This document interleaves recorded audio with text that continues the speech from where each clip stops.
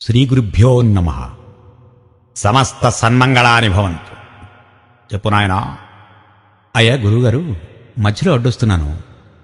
నేటి స్పీడు యుగంలో యువతీ యువకుల్లో ప్రేమకు సంబంధించిన విషయాలు, ప్రేమలో పడి పెద్దల అంగీకారం లేకుండా ఆత్మహత్యకు పాల్పడటం, తను ప్రేమించిన యువతి తిరస్కరించిందని రాక్షసత్వాన్ని ప్రదర్శించటం, ప్రేమించిన యువతి తండ్రి ఇంటికి ధైర్యంగా వెళ్లి ఎదిరించి బెదిరించి ఆర్భాటం చేయటం వంటివి మరి హీరోయిజంగా భావించేటువంటి రోజులివి. అటు సినిమాల్లోనూ ఇటు పుస్తక సాహిత్యంలోనూ వార్తాంశాల్లోనూ ఇవే చోటు చేసుకుంటున్నాయి కదా. అవునాయనా, ప్రేమించుకుందాంరా, నువ్వొస్తేనే చస్తా, పెళ్లిగా దేశావా, పెండం ముదిరితే ప్రేమే అనే పేర్లతో సినిమాలు, సీరియల్స్, సాహిత్యం అనే పేరు పెట్టుకున్న వార్తాపత్రికలు, వారపక్ష పత్రికలు యువతను త్రప్పుదోవ పట్టిస్తున్నాయి. మరి ఇలాంటి సందర్భాల్లో ఈ కళ్యాణ సంస్కృతి ద్వారా ఒక యువకుడు ఎలాంటి లక్షణాలున్న కన్యని వరించాలి, పరిణయమాడాలి, ఒక యువతి ఎలాంటి సద్గుణాలున్న యువకుడిని వివాహమాడాలని అనే తలంపు మరి కలగాలో తెలియచేస్తే బాగుంటుందని నా అభిప్రాయం. అలాగే నాయనా. భవభయహరం ఏకం భానుకోటి ప్రకాశం కరద్ధత శరచాపం కాలమేఘావభాసం కనకరుచిర వస్త్రం రత్నవత్ కుండలాఢ్యం కమల విశదనేత్రం సానుజం రామమీడే అంటోంది అహల్య. రాముని పరవశాన ఆయన పాదధూళిని దాల్చిన తాను శాప విమోచన అయిన పుణ్యవతి ఆవిడ. సంసార భయాన్ని తొలగించగల సమర్థుడు, కోటి సూర్య తేజోమూర్తి, అమోఘ శక్తి సమన్విత శరచాపధారి నీలమేఘశ్యాముడు, సువర్ణనిభ పీతాంబరధారి రత్నఖచిత కుండలధారి, ఆయన విజ్ఞాన భాండాగారమైనటువంటి కన్నులతో భాసిల్లే ఆయన పద్మనేత్ర అంటూ ఆయన్ని స్తుతిస్తుంది. అలానే అమ్మ జానకి జగదేక సౌందర్యరాశి, శుభలక్షణ సంపన్నురాలు, శరశ్చంద్ర సమాన ముఖకాంతి గల కన్యక. అలాంటి పుణ్య దంపతులు విశ్వాంతరాళాలకు ఆదర్శ దంపతులు. వారి అడుగుజాడల్లో నడిచి దాంపత్య జీవితాన్ని నందనవనంగా దిద్దుకోవాలంటే ఆపస్తంభుల వారే స్వయంగా చెప్పిన కన్యావరణ లక్షణాలను పరిశీలిద్దాం. నేటి సమాజ పరిస్థితులను దృష్టిలో ఉంచుకొని, ఓ యువకుడా, నీవు వరించే కన్యకు ఈ లక్షణాలు ఉన్నాయో లేవో పరికించు. పెళ్లి చూపులకు వరుడు గాని బంధువులు గాని వెళ్లిన సమయంలో ఆ కన్య నిద్రావస్థలో ఉందనుకోండి, మీరు వెళ్లిన సమయానికి ఆ కన్య ఇంట లేదనుకోండి, ఏ కారణం చేతనైనా దుఃఖిస్తూ ఉందనుకోండి, ఆ సంబంధాన్ని వదులుకోమంటాడు ఆపస్తంభుడు. ఇది పెద్దలు నిర్ణయించిన సంబంధం గురించి. ఇక ప్రేమ వెర్రితలలో వేస్తున్న ఈ రోజుల్లో యువకుడు కన్యలో ప్రేమించే ముందు చూడాలనేటువంటి లక్షణాలు వివరిస్తాను. ఈ రోజుల్లో అంతా ప్రేమ గురించి వస్తున్నారు కదా, అందుకని సావధాన చిత్తుడిపై ఆలకించు. గుప్త, రిషభ, శరభ, వినత, వికట, ముండ, మండూషిక, సాంకరిక, రతపాలి అనే కన్యలను విసర్జించాలి అంటాడు ఆపస్తంభుడు. గుప్త అంటే తల్లిదండ్రులు, ఇంట్లో పని మనుషులు ఆ కన్యను బయట కన్నెరకుండా రహస్యంగా దాచేస్తుంటారు. రిషభ, మోటైన శరీరం, ఎద్దు వెంట్రుకల్లాంటి కేశాలు, కనుబొమ్మలు కలిసిపోయి ఉండటం, పిక్కల మీద రోమాలు, కాలి చిటికిన వ్రేలు నేల కానదు, పురుష కంఠధ్వని, కంట్లో నలకబడ్డట్టు టపటపా కళ్ళార్పడం, నవ్వుతుంటే కళ్ళు కబోది పక్షిలా మూసుకుపోవడం, బొగ్గల సొట్టబట్టడం, ఈ లక్షణాలు కలిగి ఉంటే 90% మందికి బంధుజన విధ్వంసనాబుద్ధులై దుశ్శీలురుగా వెలుగుతూ ఉంటారు. ఇక శరభ అంటే అమిత సౌందర్య రాశి అయి కాముక ప్రవృత్తి, ఎదుటవాడిని ఇట్టే ఆకర్షించడానికి సారించే దృక్కులు. అందుకోసమే నిరంతరం ప్రయత్నిస్తూ సర్వాలంకార భూషితయై పెదాలకు లిఫ్టిక్కు పాముకొని కళ్ళకి కాటుక్క బదులు కామ ప్రేరేపితమైన చిత్రవర్ణాలు పాముకుంటూ ఉంటుంది.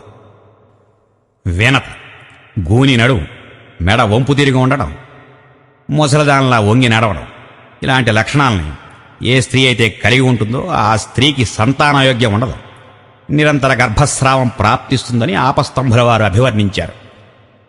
అలాగే వికట, ఇలాంటి కన్యకు నడుం నుంచి తొడల వరకు గల శరీరం నిడివి కన్నా మోకాళ్ల నుంచి పాదాల వరకు ఉన్న పొడవు నిడివి భారీగాను బలిష్టంగానూ ఉంటుంది. ఈమెనే కాకజంఘ అంటే కాకి పిక్కలున్న అన్నట్లన్నమాట. ఇక బకజంఘ అంటే కొంగకాళ్ళు, ఉష్ట్రజంఘ ఒంటెకాళ్ళు. అలాంటి స్త్రీకి గర్భదారిద్ర్యం, ముష్టెత్తుకోవటం, భర్తతోనూ సంతానంతోనూ ఎడబాటు ధోరణి ఉంటుందని సాముద్రికుల పరిభాష. మండూషిక పొట్టిగా ఉండి నున్నగా లేని శరీరం, గరుకైన చర్మం గలదు. ఇక ముండ, సాంకరిక, రత, పాలి అంటే ఏవేవో కారణాలతో కేశఖండనం చేయించుకుంటుంది, అంటే గుండు చేయించుకుంటుంది అనమాట. ఏ వంశంలో పుట్టిందో తెలియకపోవడం, సెక్స్ పుస్తకాల మీద ఆసక్తి. ఇక సాంప్రదాయం, ఆచారం లేని ఇంట్లో పుట్టిన స్త్రీ దాస్యవృత్తి ధర్మం కలదై ఉంటుంది. ఇవి కాక మిత్ర అంటే ఎక్కువ మంది పురుషుల్ని స్నేహితులుగా గలదు, అంటే బాయ్ ఫ్రెండ్స్ అని అఘోరిస్తున్నారు ఈ రోజుల్లో. వర్షకరి వయస్సులో తనకన్నా పెద్దదాన్ని, దుర్గంధపు స్వేదం గలదాన్ని, చివరి అక్షరం రేఫం గాని లకారంతో గాని ఉన్న పేర్లతో పిలువబడే కన్యను విసర్జించాలి అని ఉపనిషత్తులు ఉద్ఘోషిస్తున్నాయి. ఇలాంటి లక్షణాలు లేని కన్యను వివాహం ఆడి సుఖమైనటువంటి జీవితం గడపాలి. ఈ విషయాన్ని కన్యావరణంలో కన్యా లక్షణాలు ఎలా ఉండాలో వివరిస్తారు ఆపస్తంభుల వారు. గురుగారు, మరి స్త్రీలు ఎలాంటి పురుష లక్షణాలు కలిగినటువంటి వాడిని ఎన్నుకోవాలంటారు? ఒక్కసారి కలియుగ ప్రభావ బాధిత సమాజంలోకి తొంగి చూద్దాం. మనిషి ఆయుష్ కృతాయుగంలో 4000 సంవత్సరాలు, త్రేతాయుగంలో 3000, ద్వాపరంలో 2000, కలియుగంలో వచ్చేసరికి గర్భంలోనే కొందరు, భూమి మీద పడ్డ క్షణంలో కొందరు, వ్యసనానికి బానిసలై తనువు చాలించి అర్ధాయుషుతో కొందరు పోతారు.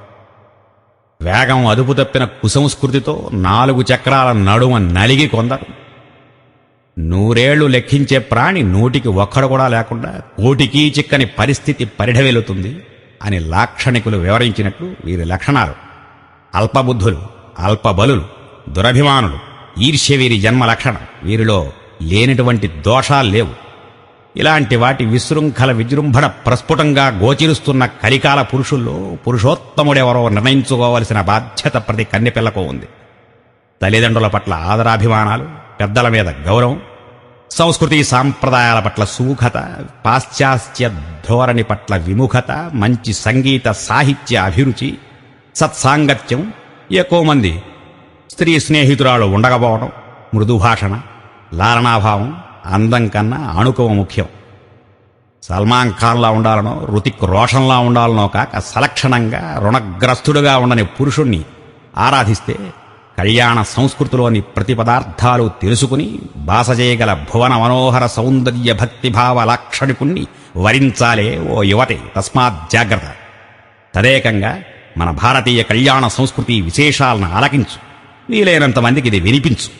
నిత్య లక్ష్మీ జపం చెయ్యి, అనునిత్యం తులసికి నీరు పోయి, ఆధ్యాత్మ రామాయణ మహాగ్రంథాన్ని పారాయణ చెయ్యి. అప్పుడు నీ గతజన్మ పాపం కరిగి నీవు కోరుకున్న లక్షణాల సద్గుణుడు నీను వెదుక్కుని వస్తాడు, అందులో సందేహం లేదు. గురుగారు, సృష్టిలో ప్రతి స్త్రీకి, ప్రతి పురుషుడికి గంతకు తగ్గ బొంత ఎక్కడో ఒక చోట పుట్టి ఉంటుంది అంటారు కదా. మరి ఇప్పుడు మీరు చెప్పేది వింటుంటే వివరించినటువంటి ఆ లక్షణాలు గల యువత యువకులకు ఇక జన్మలో పెళ్ళయ్యే యోగం ఉండదంటారా? మరి వారి పరిస్థితి ఏమిటి? మంచి ప్రశ్న వేశావు నాయనా. షట్త్రింశ తత్వాల కూడిన దేహం కాబట్టి ఈ తత్వాల సముదాయమే మనిషికి కర్మఫలాలు అందించే దేవతలు అన్నారు. అందుకే ఆదిశంకరుల వారు. ఇక కర్మబంధాల సంబంధ బాంధవ్యం మనిషిగా పుట్టిన ప్రతి జీవిని వెన్నాడుతూ ఉంటుంది. పుణ్యం కొద్దీ పురుషుడు స్త్రీకి, సత్కర్మలకు సద్ధర్మచారిణిగా పురుషుడికి వరంగా పొందగలరు అని పెద్దల నానుడు.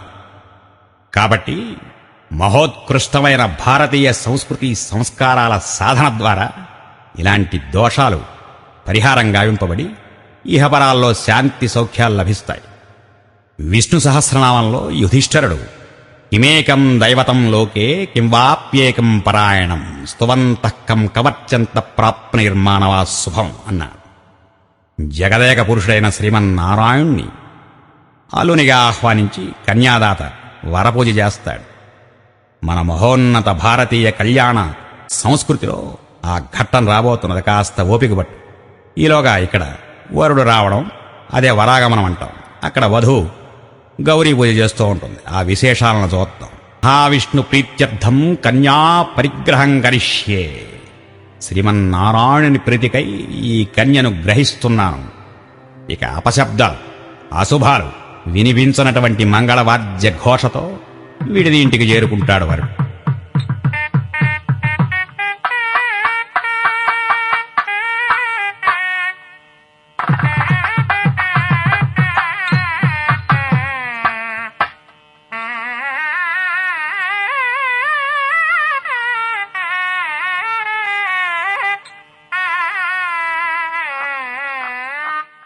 దీన్నే వరాగమనం అంటారు.